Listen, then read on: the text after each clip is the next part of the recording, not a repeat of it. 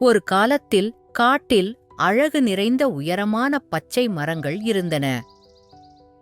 அங்கே புத்திசாலி நரி ஒன்று மாயாஜால தோட்டம் இருப்பதைக் கண்டது. அந்த தோட்டத்தின் நடுவில் ஒரு பெரிய பிரம்மாண்டமான மரம் இருந்தது. ஆனால் அந்த மரம் சாதாரணமான மரம் அல்ல, அது ஒரு புதையல் நிறைந்த மரமாக இருந்தது. நரி ஆர்வத்துடனும் உற்சாகத்துடனும் மரத்தை நோக்கி நடந்து சென்றது. ஓ புதையல் மரமே, தயவு செய்து எனக்கு ஒரு சிறிய புதையலைத் தருவாயா என்று கேட்டது. மரம் நரிக்கு மெதுவாக பதிலளித்தது. நான் என் புதையல்களை நேர்மையான மற்றும் கருணை உள்ளவர்களுக்கு மட்டுமே தருவேன். ஆனால் நரி காத்திருக்கவோ அல்லது நேர்மையாக இருக்கவோ விரும்பவில்லை.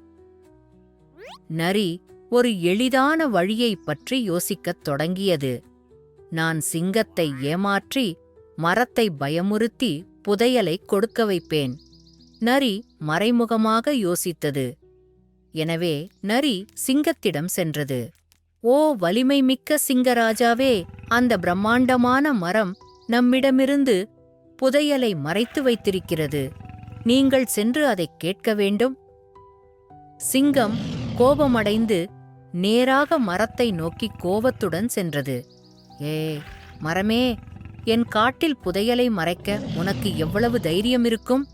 இப்போதே அந்த புதையலை வெளியே கொண்டு வா என்று சிங்கம் கோபத்துடன் கர்ஜித்தது. ஆனால் மரம் அமைதியாக பதிலளித்தது. ஓ சிங்கமே, புதையல் பலத்தால் மட்டும் ஒருபோதும் பெற முடியாது. அது ஞானிகளுக்கும் நேர்மையானவர்களுக்கும் மட்டுமே தரும். சிங்கம் வெட்கமாக உணர்ந்தது. அது தலையை குனிந்து மெதுவாக நடந்து சென்றது. நரி மரத்திற்கு திரும்பி வந்தது. ஆனால் இந்த முறை ஏதோ மாறிவிட்டது போல் இருந்தது. நரி மெதுவாக மரத்திடம் சொன்னது, இனிமேல் நான் பொறுமையாகவும் நேர்மையாகவும் இருப்பேன். தயவு செய்து எனக்கு ஒரு வாய்ப்பு கொடுங்கள். நரி உண்மையிலேயே மாறிவிட்டதை மரத்தால் உணர முடிந்தது. அந்த மரம் ஒரு சிறிய மரப்பெட்டியை திறந்து நரியிடம் கொடுத்தது. பெட்டியின் உள்ளே ஒரு தங்க காசும் ஒரு சிறிய குறிப்பும் இருந்தது.